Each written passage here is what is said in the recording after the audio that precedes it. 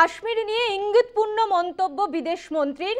পাক অধিকৃত এলাকা কাশ্মীরে ভারতে এলেই কাশ্মীর সমস্যার সমাধান হয়ে যাবে, লন্ডনে বললেন বিদেশ মন্ত্রী এস জয়শঙ্কর। কাশ্মীরে বেশিরভাগ সমস্যা সমাধান হয়ে গিয়েছে, সমস্যা সমাধানে ভালো কাজ করেছি। ভালো কাজের মধ্যে অন্যতম ৩৭০ ধারা, কাশ্মীরে অর্থনীতি ও ন্যায় বিচার পুনরুদ্ধার, নির্বাচন করানো ছিল তৃতীয় ধাপ। কাশ্মীর নিয়ে ইঙ্গিতপূর্ণ মন্তব্য বিদেশ মন্ত্রীর। পাক অধিকৃত অংশ ভারতে এলেই কাশ্মীর সমস্যার সমাধান হয়ে যাবে, লন্ডনে এমনটাই জানিয়েছেন বিদেশমন্ত্রী এস জয়শঙ্কর। ফোনে রয়েছে আমাদের প্রতিনিধি চিন্ময় ভট্টাচার্য। কি জানা যাচ্ছে এই বিষয়ে চিন্ময়? না দেখো, লন্ডনে জয়শঙ্কর, বিদেশমন্ত্রী জয়শঙ্কর গিয়েছিলেন। সেই লন্ডনে গিয়ে তিনি যা মন্তব্য করেছেন, দুটি বিষয় নিয়ে মন্তব্য করেছেন। এক নম্বর হচ্ছে কাশ্মীর নিয়ে, আর দু নম্বর হচ্ছে চীন নিয়ে। কাশ্মীর দিয়ে তিনি যে মন্তব্য করেছেন তা অত্যন্ত গুরুত্বপূর্ণ। তিনি একদম ক্যাটাগরিক্যালি এক এক করে বলেছেন যে প্রথমত কাশ্মীর সমস্যার সমাধানের পথে, কাশ্মীরকে আরো উন্নত গোটা ভারতের সঙ্গে এক সারিতে নিয়ে আসার জন্য যে পদক্ষেপগুলো নেওয়া হয়েছে তার মধ্যে এক নম্বর হচ্ছে ৩৭০ ধারা বিলোপ করা হয়েছে। কাশ্মীরে নির্বাচন করা হয়েছে, সেখানে একটি নির্বাচিত সরকার আবারও রয়েছে কাশ্মীরে করছে। এইটা করার পর, এই দুটি পদক্ষেপের পর, এবং কাশ্মীরের উন্নতি হচ্ছে, এই তিনটি পদক্ষেপের পর তিনি যে মন্তব্যটি করেছেন যে এখন যে কাশ্মীরের বাকি অংশ যদি পুনরুদ্ধার করা যায় সেক্ষেত্রেই কাশ্মীরের উন্নতি সম্পূর্ণ করা হবে। অর্থাৎ পাক অধিকৃত যে কাশ্মীর, সেই কাশ্মীরের কথাই তিনি বলতে চেয়েছেন। ভারত শুরু থেকেই এই কাশ্মীরের দাবিদার। কাশ্মীর বলছে এইটা ভারতের অংশ, ভারত দীর্ঘদিন ধরে দাবি করেছেন, কিন্তু সেইটা কোনো কারণে এখনো তা ভারতের অন্তর্ভুক্ত হয়নি। বিদেশমন্ত্রী জয়শঙ্কর লন্ডনে গিয়ে মন্তব্য করছেন যে ওই অংশটি যদি ভারতে অন্তর্ভুক্ত হয়, ভারতের যা ন্যায্য অধিকার, তাহলেই গোটা কাশ্মীরের উন্নতি সম্পূর্ণ হতে পারে, গোটা কাশ্মীর উপত্যকা শান্তি হতে পারে। কাজেই বিদেশের মাটিতে দাঁড়িয়ে পিওকে যে ভারতের, সেটা আরো একবার জোরদার গলায় বলায়, সেই দাবি আবারও জোরদার ভাবে তিনি পেশ করেছেন লন্ডনের মাটিতে দাঁড়িয়ে। এটা গোটা বিশ্বের কাছেই কিন্তু একটা বার্তা পৌঁছে দেওয়া। আপনি সঙ্গে থাকুন, আমরা জেনে নেব বিদেশ মন্ত্রী তিনি কি বলছেন।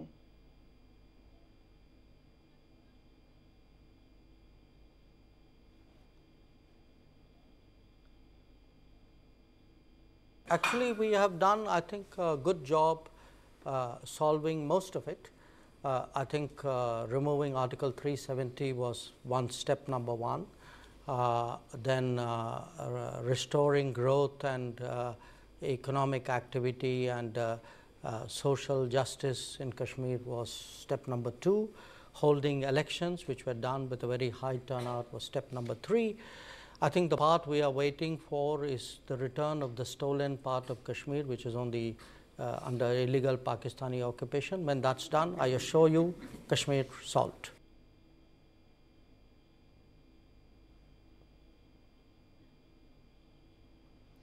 চীন এবং ভারত প্রাচীন প্রতিবেশী, দীর্ঘদিনের সম্পর্ক রয়েছে এই দুই দেশের অগ্রগতির পথে এগোচ্ছে। উন্নতির স্বার্থেই সীমান্তে শান্তি বজায় রাখতে হবে, লন্ডনে বললেন বিদেশমন্ত্রী S Jaishankar.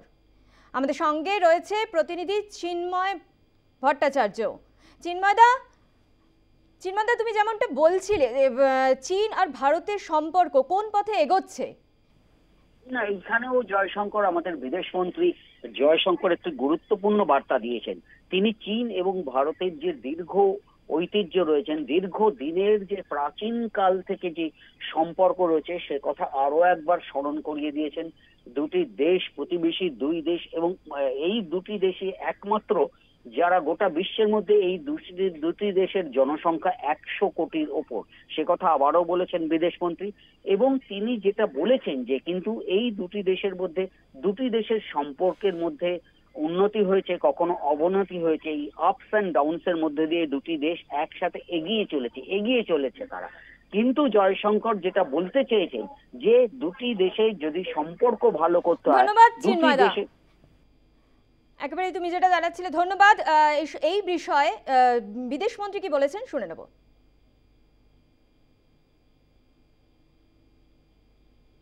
We actually have, by any standards, a very, very unique relationship. I mean, first of all, we are the only 2 billion plus populated countries in the world.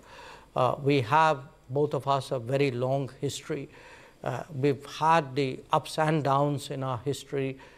You have today both countries on an upward trajectory. And here's the challenge.